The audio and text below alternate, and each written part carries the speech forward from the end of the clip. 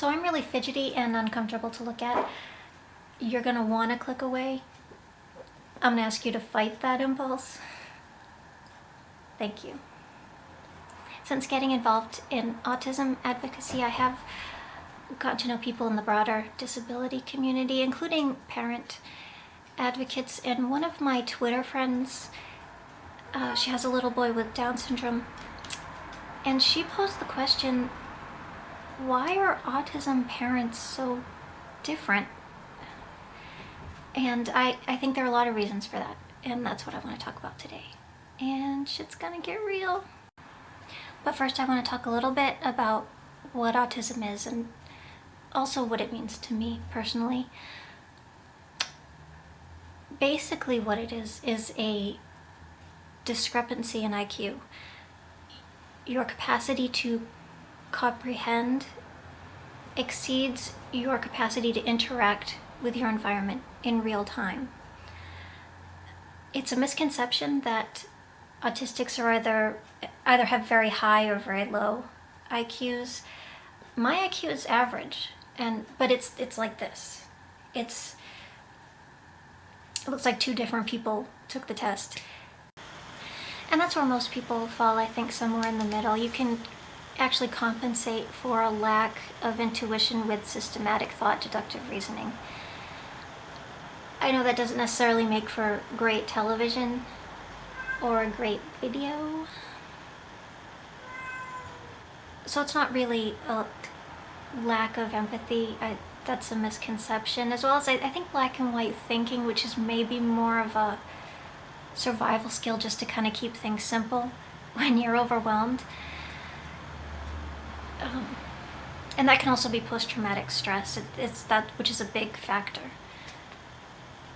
One of the early theories about autism was the refrigerator mother, that mother and baby hadn't properly bonded, so it was seen as kind of an attachment disorder. And you know who really hates being accused of being a refrigerator mother? Cold, narcissistic refrigerator mothers. In just about any movement, any trend, the loudest people, the people out in front, are going to be the most narcissistic. They are the most entitled, they are the most attention-seeking, they're what the kids are listening to because they're emotionally immature. And that's fine if you're a rock star.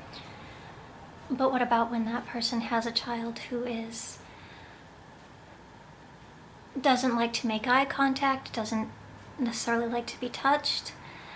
That can feel very rejecting.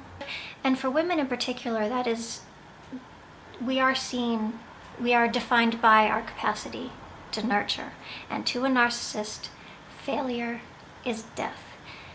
These are the people who are throwing babies off bridges. It's not a lack of support, these are the people who turn down support because they're too embarrassed. And it's a mindset of it was him or me. And that is a very real crisis. And what's the way out of that?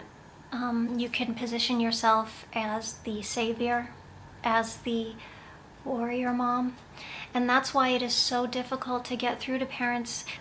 There are a lot of organizations that are very willing, Autism Speaks is very willing to exploit that and tell you, you're a great mom.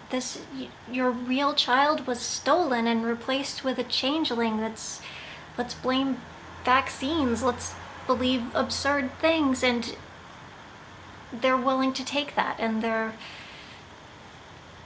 pouring their money into it. And while that's been building in the parent community, there's also an autistic community that's been forming and strengthening. And we're telling them that some of these therapies sound very traumatic to us, and we're telling them that they might be wrong about something, and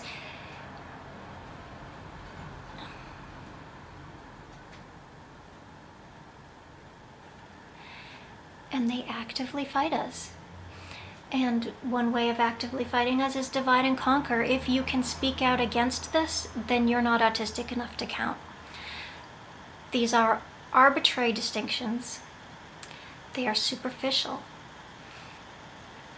And if anything, what harms me harms that kid more.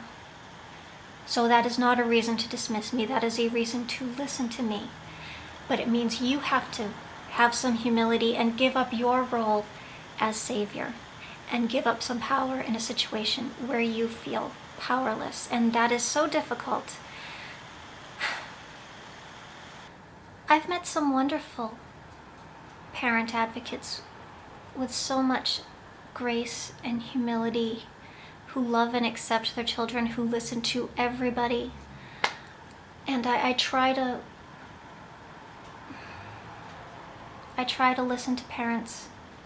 I listen to people whose abilities are different from my own, which is everybody, because we're all different.